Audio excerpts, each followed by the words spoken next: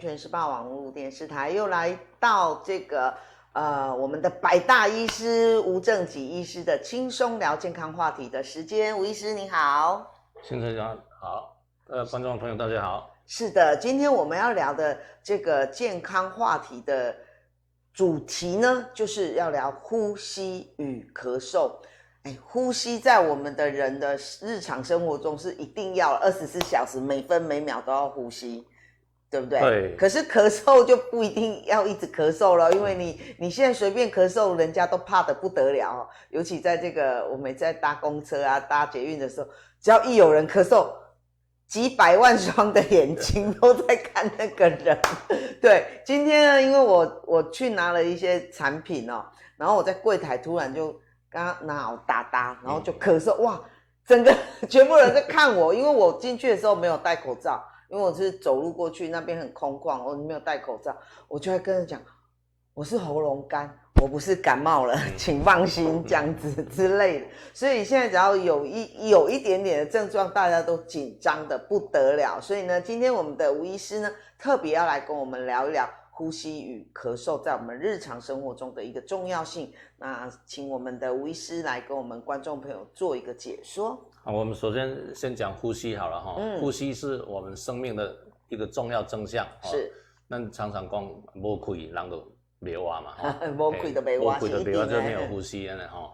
那呼吸为什么要呼吸呢？呼吸就是说把空气里面的氧气吸到肺里面去，然后在肺里面跟这个血液交换气体血液里面的二氧化碳就是身体用完氧气又产生了二氧化碳，是就把它送到肺的地方，然后我们吸进去的空气呢，就跟它交换，氧气进入血液，二氧化碳进入到这个肺泡空气，然后再把它呼出来，这是气体交换。是的，这个气体交换，氧跟二氧化碳气体交换，我们就是呼吸。所以呼吸就有所谓外呼吸跟内呼吸。外呼吸就是讲，咱这边人的气跟空气的气体交换，对流，这叫做外呼吸。内呼吸就是讲，咱伫肺泡的所在，咱的肺泡里面的空气要跟我们的血液里面的红血球要气体交换，然后血液到达身体的每个组织细胞的地方，要把它的氧气跟细胞去交换，跟二氧化碳去交换，这个叫做内呼吸，体内的呼吸。是的。那我们看得到的、想得到的，大概都是在外呼吸的部分。那内呼吸的部分，那就是医生要去考虑的地方了。所以吴医师，我想请教一个问题，就是以前我的整个鼻道就是没有办法呼吸，然后医生就说，你试试看，你可不可以呼吸呼到那个头顶？我说呼吸呼到头顶是什么感觉？我大概好几年从来没有什么呼吸可以呼到头顶的那个感觉，所以呼吸真的是，如果真的能够我们很正常人畅通的呼吸，是可以这样子可以窜到头顶的感觉吗？我想这只是一个练功的人的一种说法，就像说气入丹田练功的人常常讲气入丹田，吸气吸到丹田。对。但你把人体解剖开，你根本空气不可能吸到头顶，也不可能吸到所谓的丹田里，没有这个位置。是。那所以呼吸是怎么来达成呢？呼吸首先就是我们有一个呼吸是基本上是可以自主自动的呼吸，就是你在睡觉的时候，甚至一个人在昏迷的时候，他还是在呼吸。是。那也可以自主控制的，讲我要喘气紧还是喘慢，我要数轻还是要数浅。就是人家讲什么深呼吸，或者是一般我们这样呼吸。对，所以呼吸是可以自主控制，但是也是一个自动化的一个节制这样的。是的。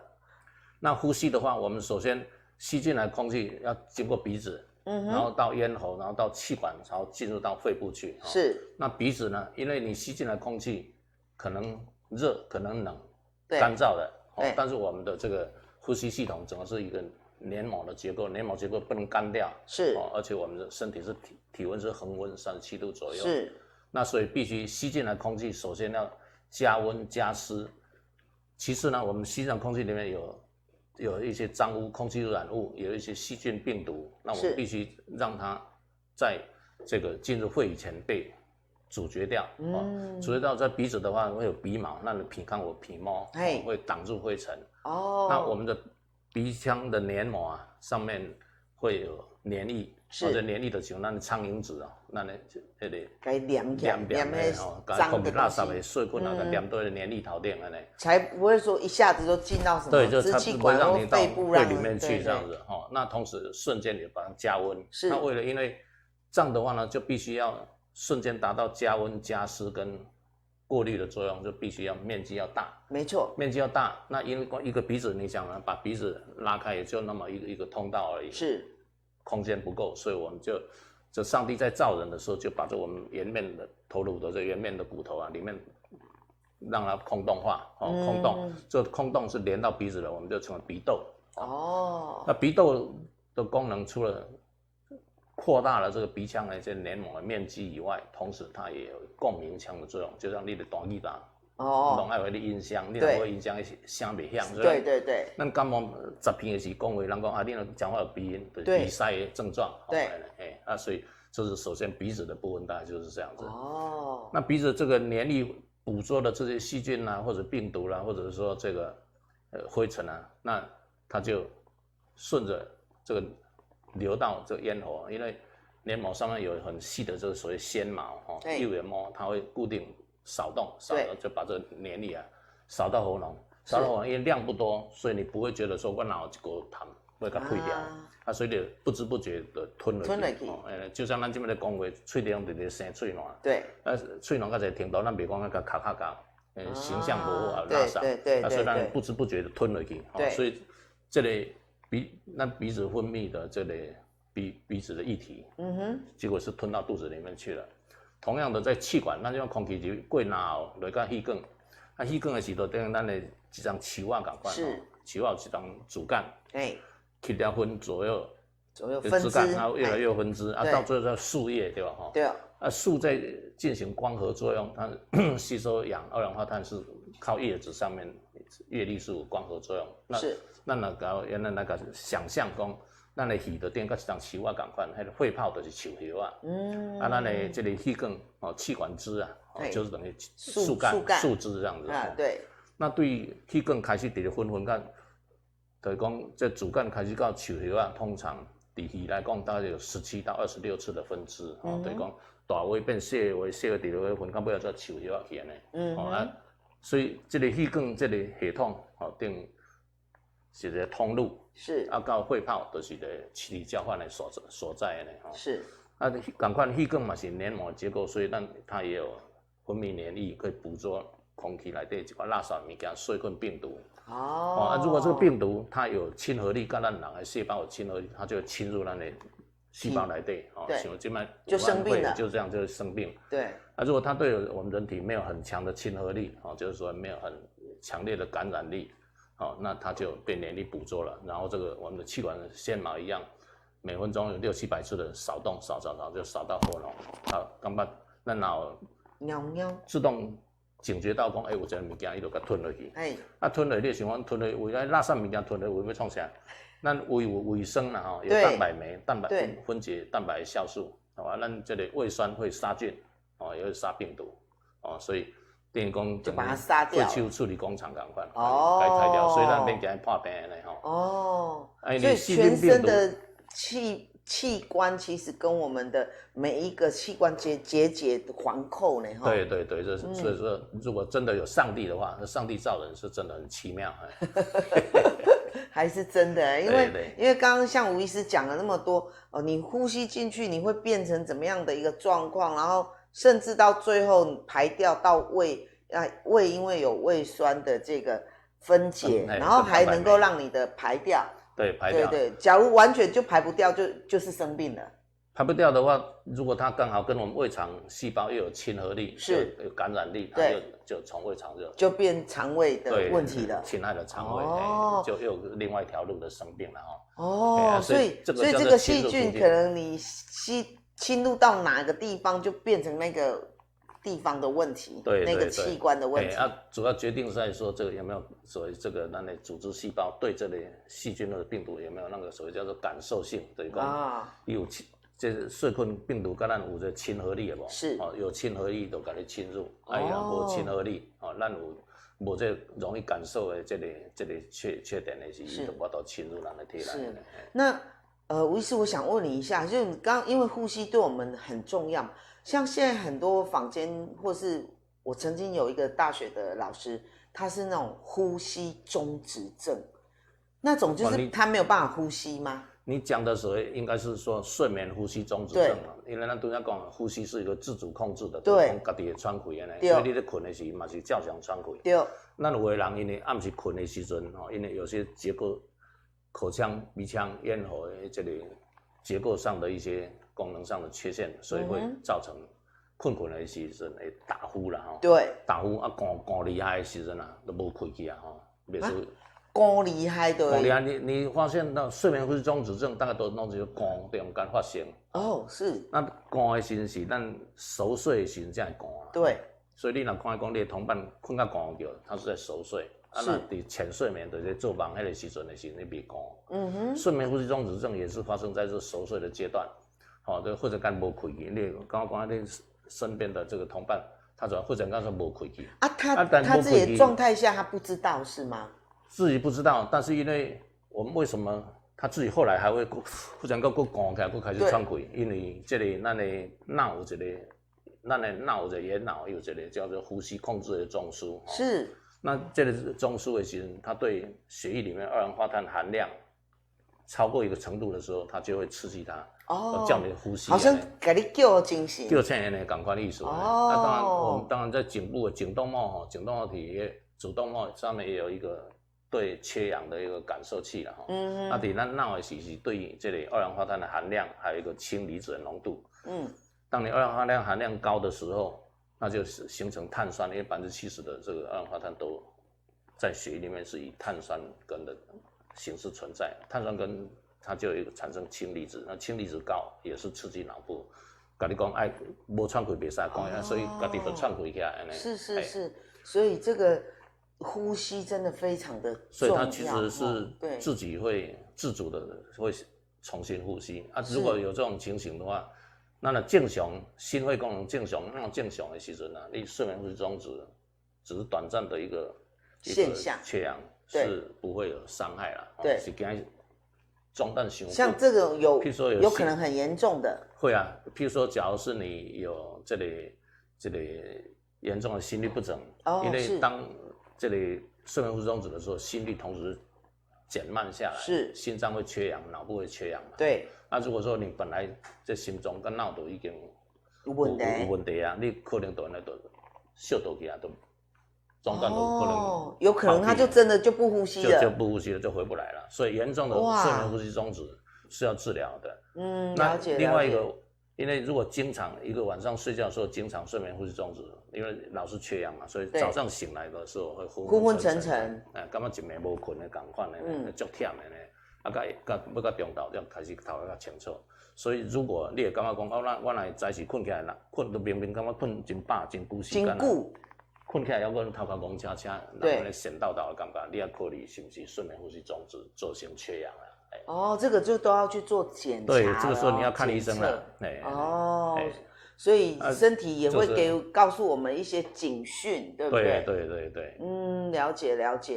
然后我们现在先来看一下，就是吴医师呢，上次也有人在问哦，吴医师的这个诊所是在我们新北市的板桥区实践路，对不对？对，实践路114号，我应该没记错吧？没有错。对，然后就是急人医病相谈诊所哦，对不对？我应该都没有记错啦，住址啊，这个对。如果说我们的观众朋友有任何的问题，也可以到我们的这个板桥区的实践街114号去找我们的吴医师。那如果说你们有任何的想要先咨询，也可以先打电话0925157030来问陈心，那我再告诉你们都可以啊。那我们吴医师也是我们的百大医师，就台湾认定的百大医师。那上一期的这个节目啊，也有几个观众不敢留言，然后有赖给我，会问一些问题，所以稍后呢，吴医师在节目的后面5分钟再跟观众朋友稍微做解答。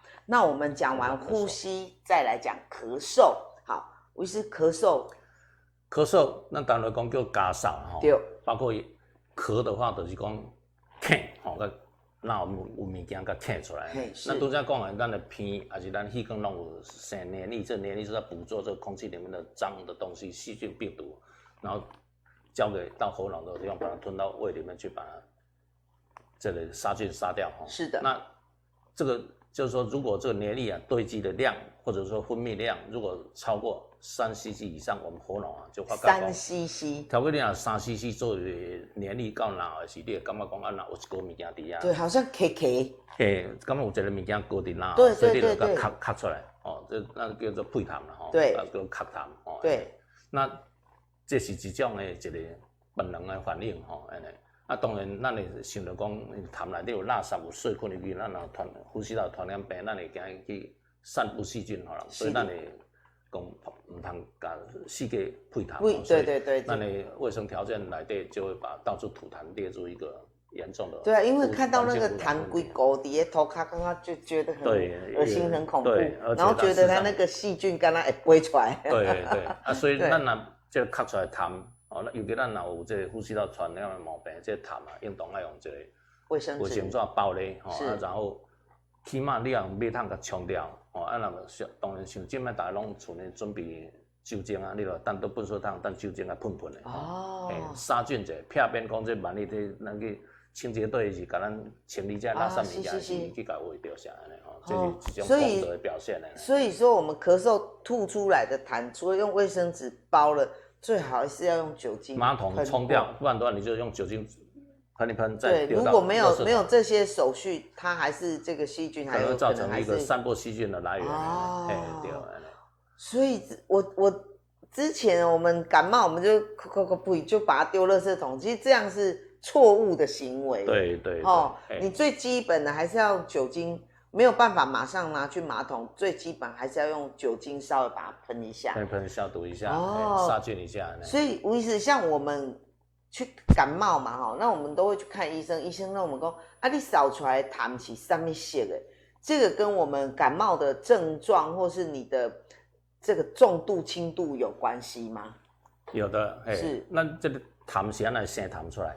就是讲咱的这个呼吸道的黏液分泌增加了对，咱正常一天这个整个呼吸道分泌的黏液未超过30cc，不会超过30cc。30，不会超过一天的总量不会超过30cc。是的。也就是说，你可能分批大概都做0.几cc，1cc，好，上干然后吞落去安尼，所以你无感觉讲我有痰。是的。所以咱严格来讲，大家人每天拢有痰，只是你无咳出来安尼尔。不知量少，是不知不觉的家己都吞落腹肚底去安尼。是。那如果量多啊，咱即摆毋就感觉有痰啊，咱就这个痰会妨害咱的呼吸道通畅，所以我们本能的就会想伫鼻孔，咱就想要来拍卡枪，还是要来清鼻对。那伫鼻孔的但气管的是伫哪？伫气管的时，你就想要甲咳出来。有时你无爱咳，伊嘛是爱甲咳出，伊嘛个本能就会咳，是安尼咳，就是讲伊要保护咱气管袂去塌掉。了解。因为你若气管内底有痰，塌掉的是呼吸不畅通，你就达不到呼吸的这个效果，所以本能它就自己会咳掉就像咱手有摕着小烫的物件，你就赶快吸掉，袂去让你自己伤害嘛对。所以咱即摆若生病的时，咱咳嗽，你要知影讲为什么会咳嗽？但咳嗽，咱俗话通常大家问讲你是什么这个冷扫热扫对。还是讲你是扫有痰扫无痰？对。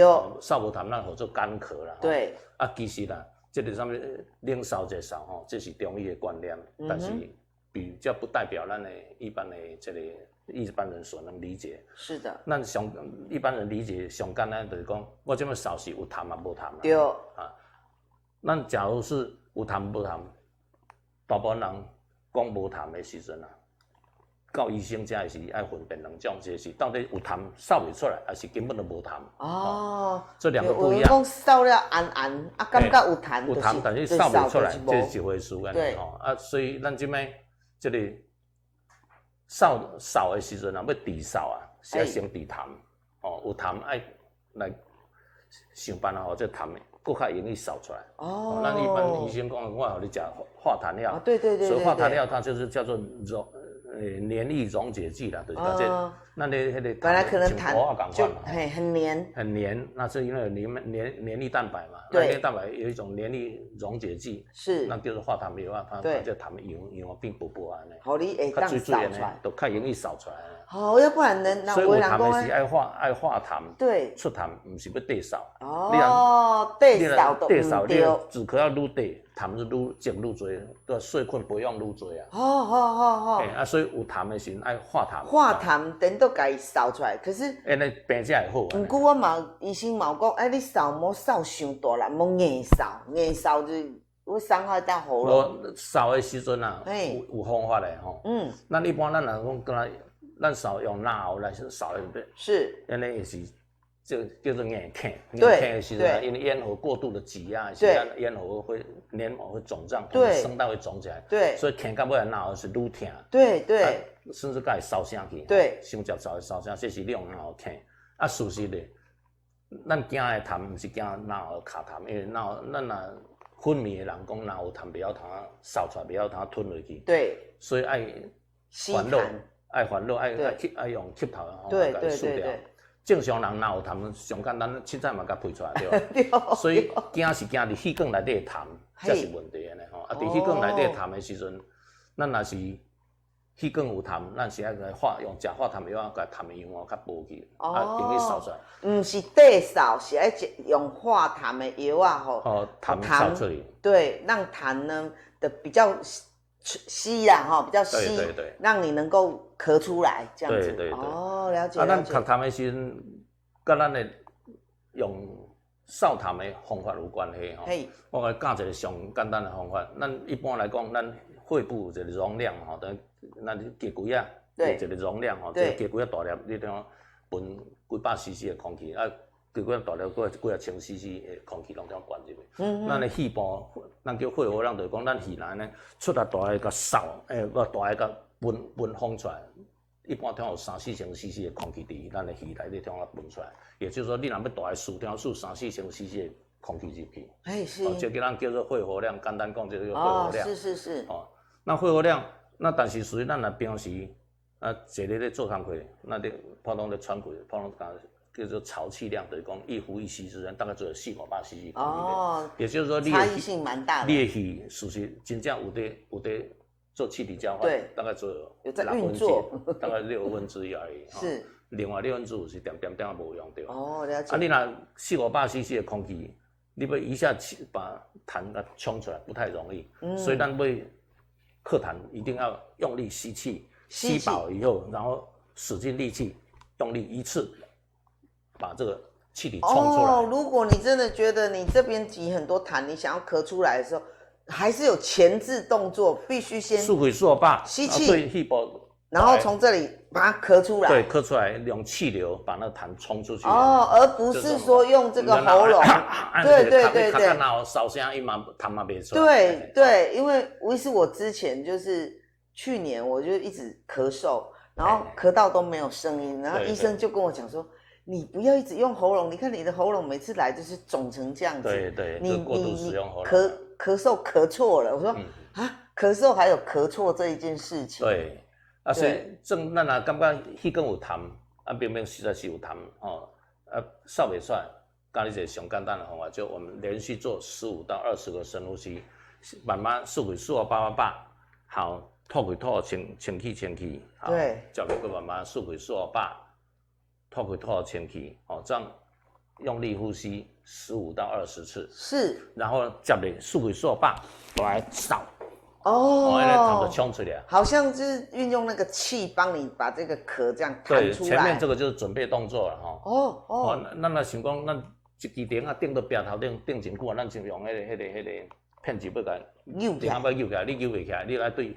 惊甲讲个灵，对，然后再给它硬起来。所以要好好的咳嗽，还有一些前置动作。对，所以这痰卡伫气管头顶黏高，尤其咱痰愈靠愈黏的时候，对，黏掉你根本你敢若咳半包咳袂出来。所以你就利用这个呼吸频繁的深呼吸，气流给扰动哇，我第一次第一次听到医生，所以这个是医生没时间告诉你的医学常识哦，对不对哈？对。于是这个一般医院也不会医生这么有时间给你教讲你要安怎呼吸，然后再来安怎咳嗽都永远就是告诉我们，你不可以太用力咳嗽，用喉咙咳嗽，这样是不对，这常常都是这个回答。所以今天你看我们吴医师的节目，你们就会知道医生不会告诉你的医学常识，因为他没时间。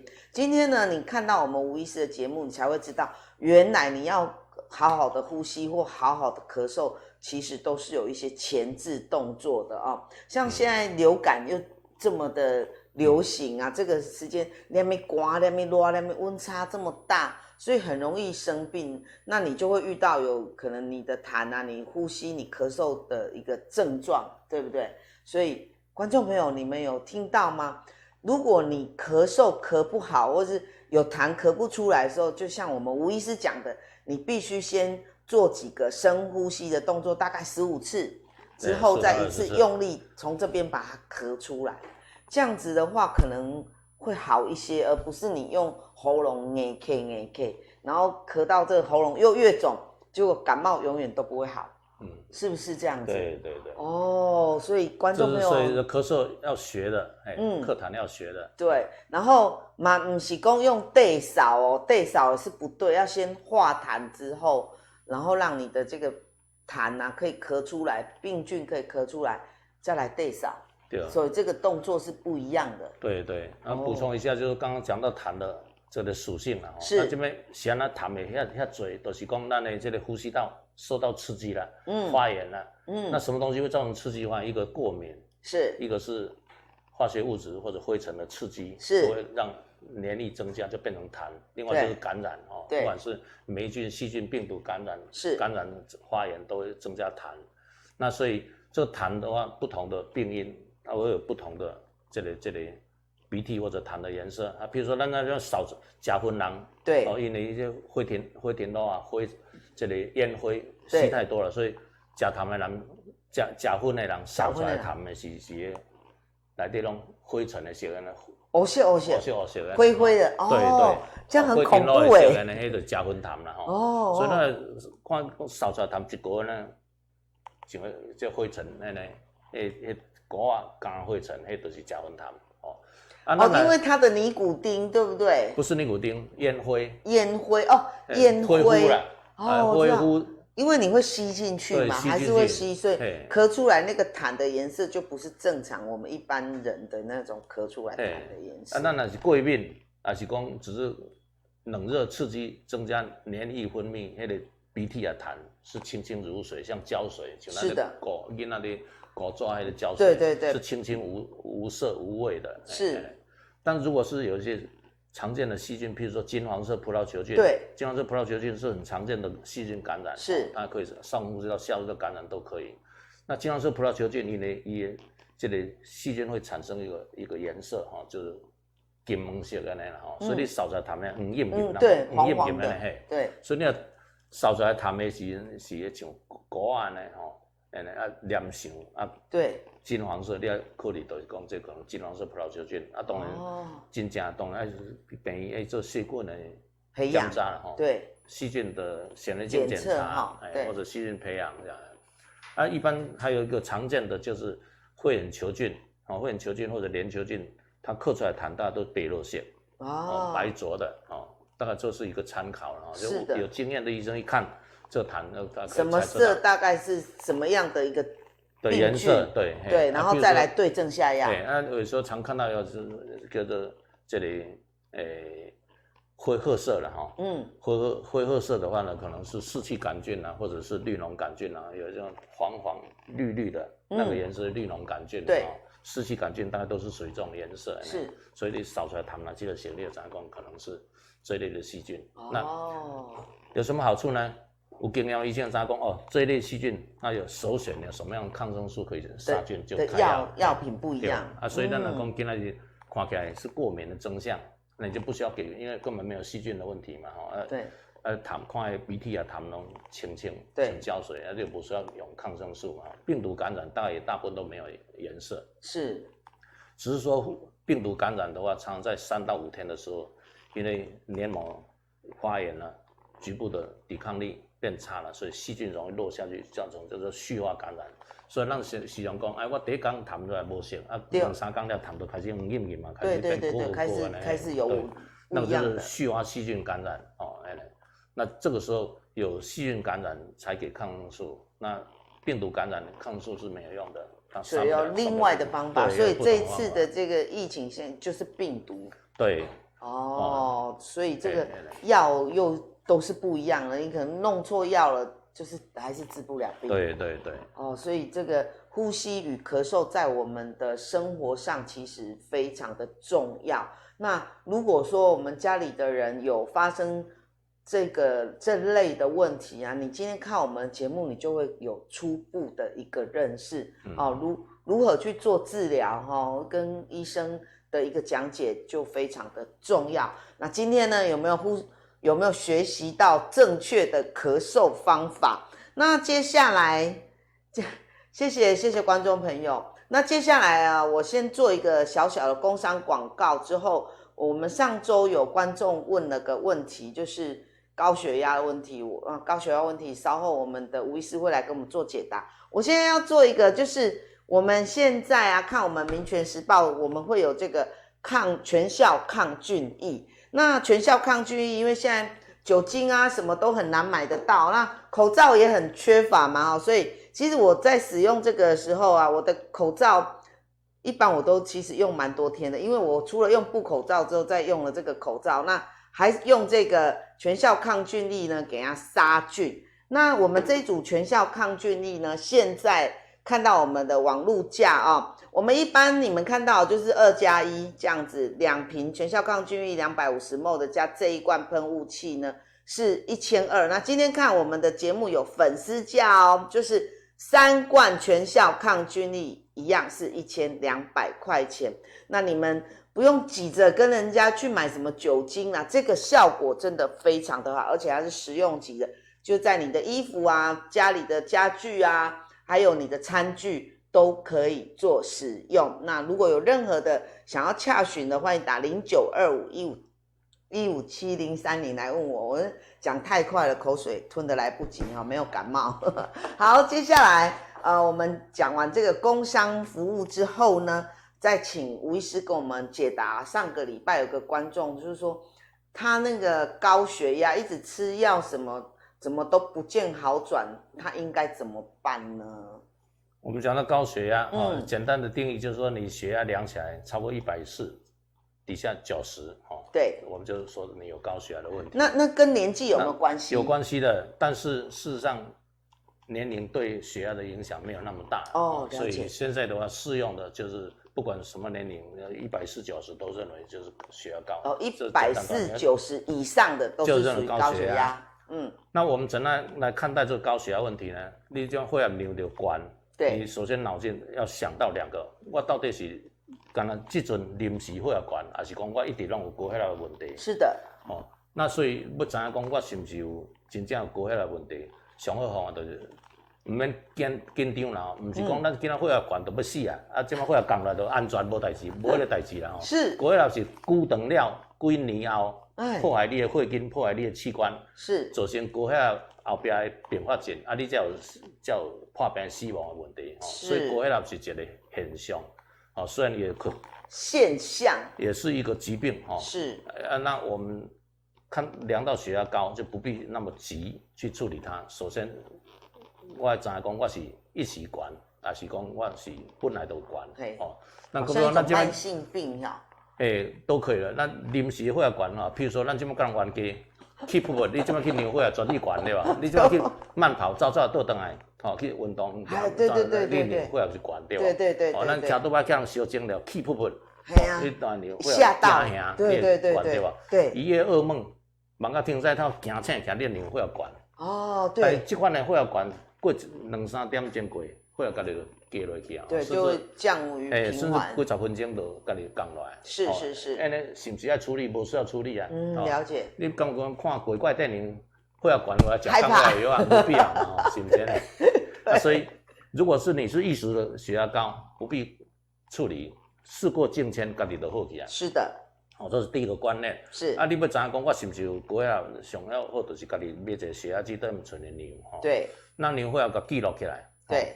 咱一般来讲，两个时间血压较低，一个就是一夜好眠，第二天早上起来血压会低。对。第二个，我们晚上下班回家，轻轻松松的，这个要准备睡觉了。那时候因为放松了，准备睡觉，那时候血压也是低的。是。那咱早起困起来血压低，但是随着上午身心两方面的活动增加，血压就一路往上升。是。升到吃饭前的时候是血压最高的地方，所以咱得中餐前你甲量一下血压，然后迄阵血压是较悬的。是。啊，食饭饱了，因为有3/4的血拢伫胃肠来帮忙消化吸收，所以伫咱的血筋内底线血量降，迄阵血压较低，血压较低，所以到脑部血就较少。所以像咱食饭饱。听人演讲、听上课，拢拄久，就是讲迄阵血压较低落来啊。哦。血压较低，到脑部血减少，所以拄久爱困。对。啊，即摆下晡午休了，佫开始下午又开始上班要冲刺了吼，所以身心活动增加，血压又开始高起来了。对。高到下班前，那时候又到一个高点。是。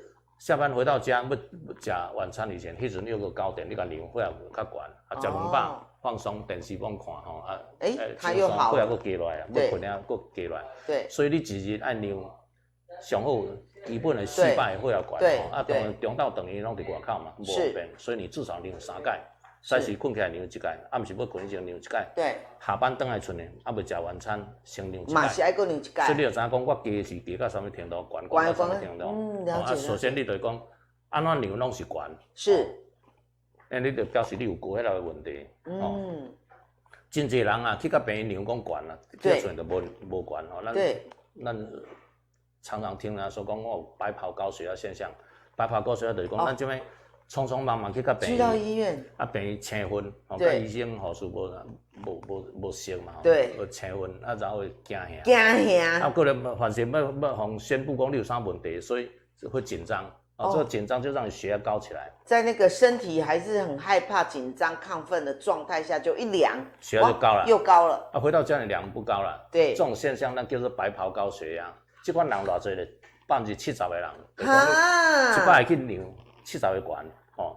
但是嘛有颠倒病哦，有15%的人吼，是，这个踮病院量无代志，等去厝里量就悬。对，哦，啊，我有一个患者，中风又糖尿病，有中风过。一感觉行过第二届中风吼，所以他只要到医院，点就紧张，无点就紧张好。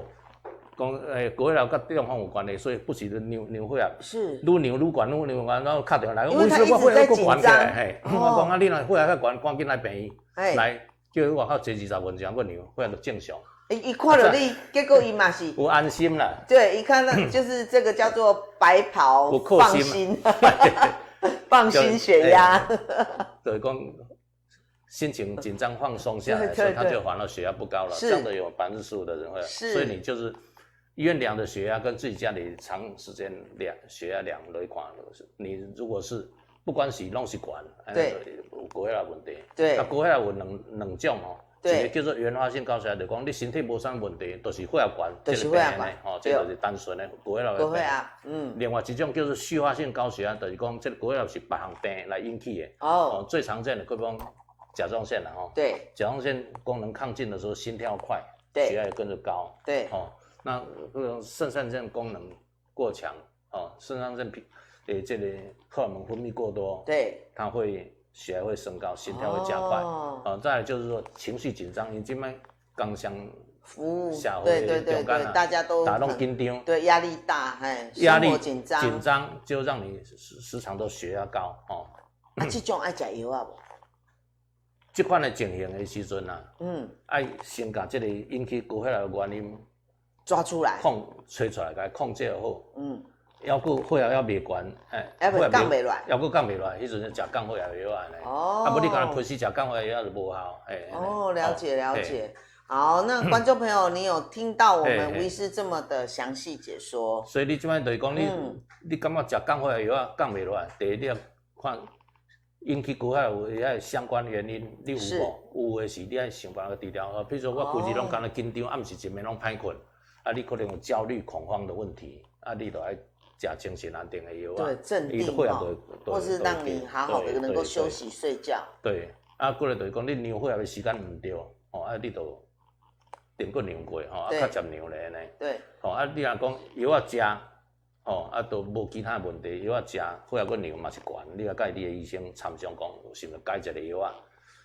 一般来讲，医生拢是先第一个成分食无效，再来加第二个成分，还是讲增加药啊量安尼，慢慢调整。药啊调整，你嘛是要血压量看是毋是有确实有达到治疗效果。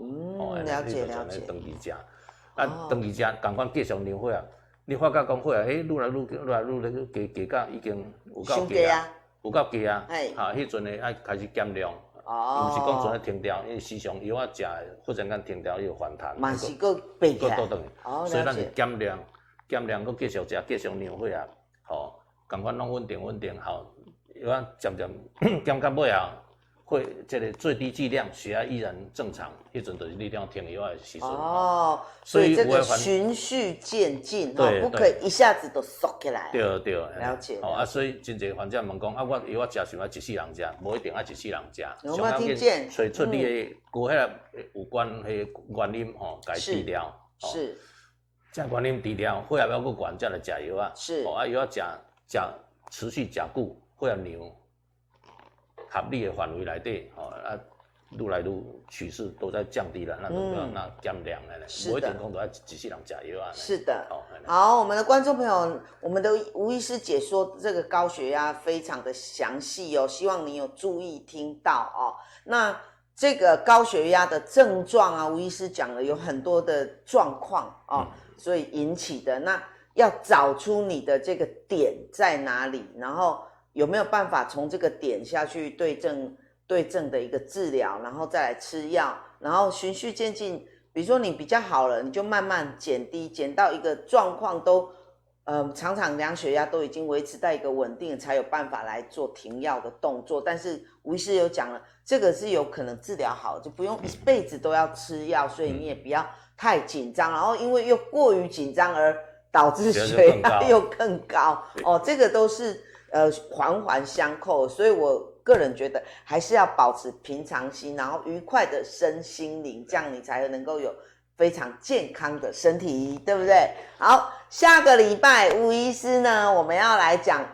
呕吐与腹泻哦，所以我们每个礼拜都会有各种不同的单元，就是跟我们的生活、我们的身体息息相关，请锁定我们每一次下午3点10分左右的我们轻松聊健康话题，然后医生没空告诉你的医学常识。我们非常感谢观众朋友收看，也非常感谢我们吴正吉吴医师，谢谢你，谢谢大家，谢谢观众朋友。如果是你们有任何的想要咨询的问题，请在我们的下方留言，然后我们的下一次吴医师就会播出5分钟来跟我们观众朋友做解答。我们下个礼拜见，拜拜。